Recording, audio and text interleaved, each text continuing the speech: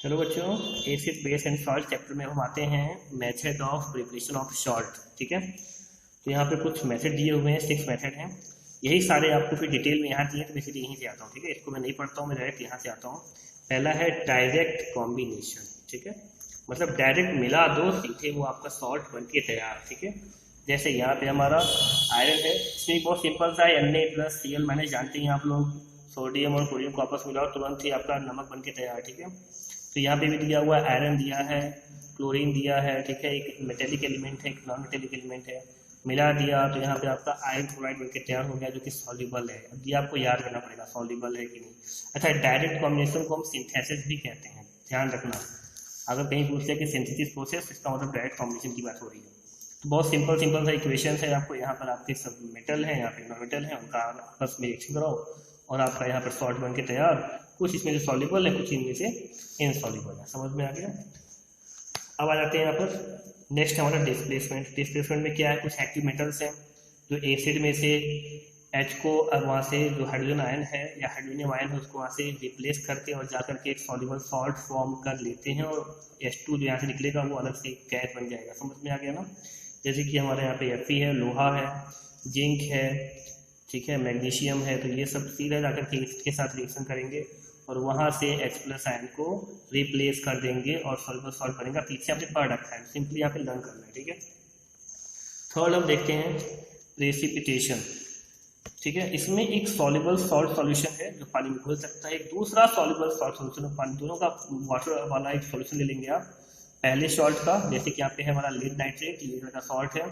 दूसरा sodium chloride, ये भी एक सॉल्ट है। दोनों का वाटर सॉल्यूशन ले लिया, एक्वा सॉल्यूशन, दोनों का आपस में मिला दिया, तो उसमें आपका एक सोडियम नाइट्रेट बन जाएगा NaNO3, और दूसरा हमारा PbCl2 बनेगा, लीड क्लोराइड, और ये इनसॉल्युबल होगा, इसलिए ये जाके पानी में घुल जाएगा।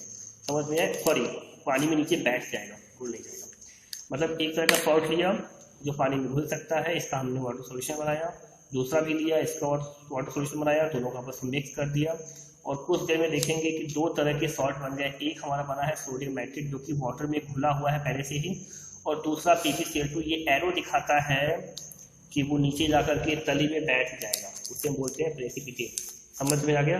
ऐसे और भी बहुत सारे एग्जांपल्स और यहाँ पर रिएक्शंस हैं, उनको आप देख लीजिए और पढ़ते जाइए और लर्न कर लीजिए, सिंपल। ठीक है, एक चीज बताना भूल गया था आपको कि ये प्रेसिपिटेशन वाले प्रोसेस को हम डबल डिकम्पोजिशन भी कहते हैं। क्यों? क्योंकि ये एक सॉल्ट है जो कि डिकम्पोज होने वाला है, ये भी एक सॉल्ट है, ये भी डिकम्पोज यानी टूटने वाला है। दोनों टूट के तो अलग ही सॉल्ट क्रिएट कर लेते हैं। समझ में आया, दोनों टूट जाते हैं, ये भी टूट जाता है, ये भी टूट जाता है, और दो अलग तरह के सॉल्ट बन जाते हैं। तो यहाँ भी डिकम्पोज फर्स्ट और ये सेकंड, दो डिकम्पोज हुए ना, तो डबल डिकम्पोजिशन। समझ में आया ना। ठीक है, अब आते हैं यहाँ पर नेक्स्ट, वही प्रेसिपिटेशन ही है, डबल डिकम्पोजिशन। तो अलग क्या है इसमें? अलग इसमें ये है कि यहाँ पर ये हमारा एक सॉल्युबल सॉल्ट था, ये भी सॉल्युबल सॉल्ट था। तो सॉल्युबल सॉल्ट में आने पे हमको एक सॉल्युबल और दूसरा इनसॉल्युबल मिला था।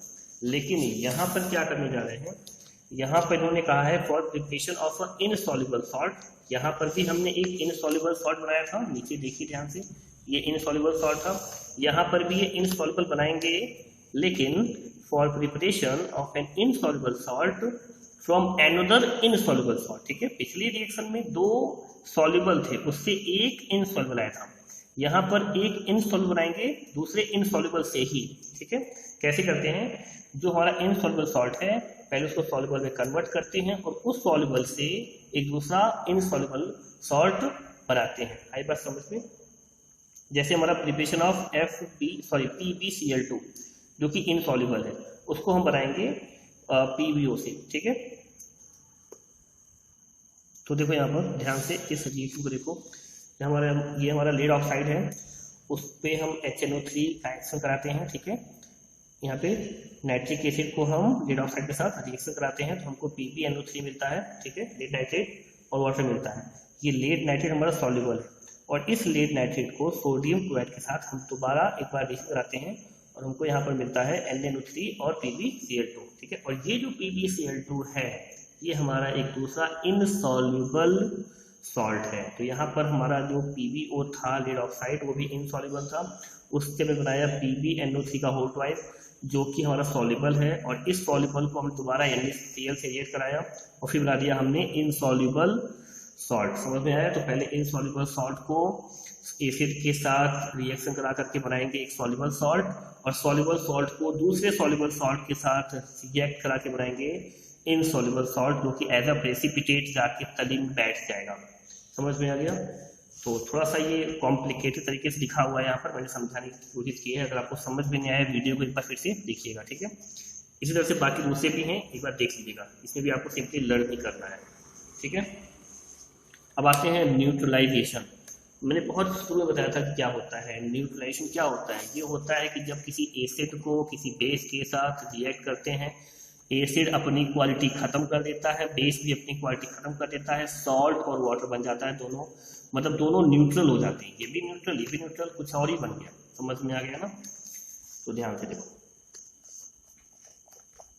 इसको बोलते हैं न्यूट्रलाइजेशन, ठीक है, ऑफ एन इनसॉल्युबल बेस। मतलब ऐसा बेस जो पानी में नहीं घुल रहा है, उसको जब हम एसिड के साथ, जैसे आप देखो कॉपर ऑक्साइड, ये एक बेस है, देखो इनसॉल्युबल बेस है, उसको एसिड के साथ क्या किया? रिएक्ट, डाइल्यूट एसिड है हमारा H2SO4, रिएक्ट हमको क्या मिल गया? कॉपर सल्फेट CuSO4, ये सॉल्युबल सॉल्ट है और ये वाटर है। समझ में आ गया?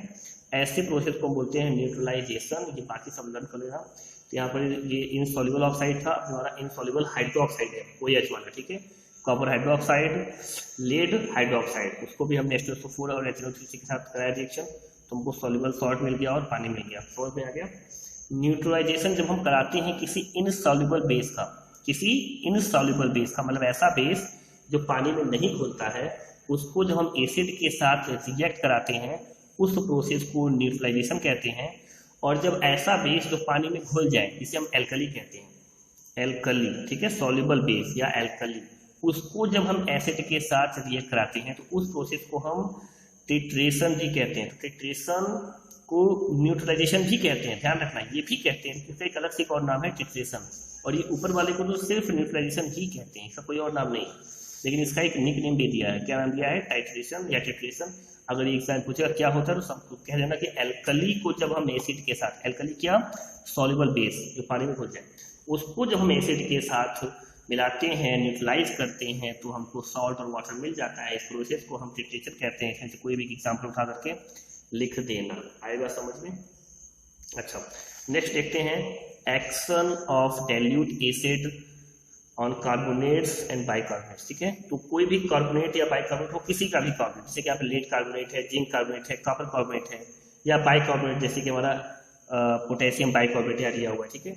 तो कोई भी कार्बोनेट या बाइकार्बोनेट है, उस पर अगर हम डाइल्यूट एसिड का एक्शन कराते हैं, मतलब उनके साथ डाइल्यूट एसिड को, एसिड कोई भी हो डाइल्यूट होना चाहिए, ठीक है, उसको अगर हम, मतलब हल्का एसिड होना चाहिए, ठीक है, उसको अगर हम कार्बोनेट्स या बाइकार्बोनेट्स के साथ रिएक्ट कराते हैं, ठीक है, चाहे वो लेड का हो, चाहे जिंक का हो, चाहे कॉपर का हो, चाहे सोडियम का हो, कोई भी हो, ऐसा कराते हैं तो हमको सॉल्ट और वाटर और कार्बन डाइऑक्साइड देखने को मिलता है, ठीक है।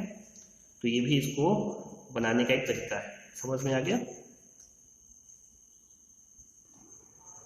अब देखो यहाँ पर जितने भी तरीके से बन सकता था मैंने आपको बता दिया है। तो ये सबके केमिकल फॉर्म, केमिकल इक्वेशंस हैं, ठीक है, कैसे ये बन रहा है, ये सब आपको लर्न करने पड़ेंगे मैक्सिमम। अगर आप चाहते हैं केमिस्ट्री में कैसे नंबर आए तो आपको ये लर्न करना ही पड़ेगा, ठीक है, इसका कोई और तरीका नहीं है भाई। अच्छा, एक और चीज समझो कि ये सारे रिएक्शन जो आप देख रहे हो ये सब कॉपी में है, इसका आपका एक लैब मेथड भी होता है, तो इसे रियल में कैसे बनाते हैं देखो यहाँ पर। तो वही सारी चीज़ें हैं, आप ध्यान से देखो, direct combination, displacement, precipitation, neutralisation of insoluble base, neutralisation of alkali, ठीक है, टिट्रेशन, जो मैंने पीछे पढ़ाया है वही सारे, और वही सारे यहाँ पर आपको इक्वेशंस भी दिए हुए हैं। लेकिन इस बार इक्वेशंस के साथ साथ, इस बार इक्वेशंस के साथ साथ वो पूरा आपको तरीका दिया हुआ है, मेथड दिया हुआ है किस तरह से ये बन रहा है, ठीक है। तो इसमें कुछ बताना नहीं है आपको, बहुत अच्छे से फिगर्स बने हुए हैं। अगर आपकी इंग्लिश थोड़ी सी भी अच्छी है, इसको पढ़ते जाइए, स्टेप 1, स्टेप 2, स्टेप 3, स्टेप 4, ध्यान से देखते जाइए, बहुत ही सिंपल है, ठीक है। बस यहाँ पर किस तरह से मिला दिया गया है आपस में, देखो एक साथ डायरेक्ट कॉम्बिनेशन कर दिया गया है, यहाँ पर डायरेक्ट कॉम्बिनेशन, ठीक है। फिर यहाँ पे किस तरह से इवेपोरेट कर रहे हैं, कैसे कर रहे हैं, ये बहुत ही सिंपल है। मुझे उम्मीद है कि आपको ज़्यादा प्रॉब्लम नहीं आने वाली इसमें। सिर्फ अगर कोई बुक है तो पढ़ती जाइए, ठीक है। किसी को अगर डाउट हो तो मुझे कमेंट करें कि सर समझ में नहीं आ रहा है, इसका कुछ एनिमेटेड वीडियोज़ मैं यूट्यूब पे सर्च करता हूँ, मेरे पास तो नहीं है, मैं सर्च करता हूँ, अगर मिल जाएगा तो मैं आपको सेंड कर दूंगा या मैं इसके डिस्क्रिप्शन में लिंक दे दूंगा, बट अभी मेरे पास नहीं है, मैंने सर्च किया था बट मुझे कहीं पे भी मिला नहीं है। ओके, तो अभी मैंने आपको जो पीछे बताया है रिएक्शंस, वही सारे रिएक्शंस यहाँ पर हैं, बस यहाँ पर साथ में मेथड भी दिया हुआ है। ठीक है, तो ये सब टोटल लर्निंग वाली चीज़ें हैं, कुछ खास इसमें समझना नहीं है। ठीक है, और आपकी ड्राइंग अच्छी होनी चाहिए, आपको नंबर मिलेगा अच्छे से। ठीक है, अब नेक्स्ट वीडियो में हम पढ़ने वाले हैं जो कि लास्ट वीडियो होगा एसिड बेस एंड सॉल्ट का, वो होगा प्रॉपर्टीज ऑफ सॉल्ट। ठीक है, तो इस वीडियो में अभी तक कितना ही। अगर आपको समझ में नहीं आ रहा है तो आप मुझे बताइए कहाँ पे प्रॉब्लम हो रही है, मैं आपको समझाऊंगा। ठीक है, और अगर समझ में आ रहा है तो ये बताइए। Thank you.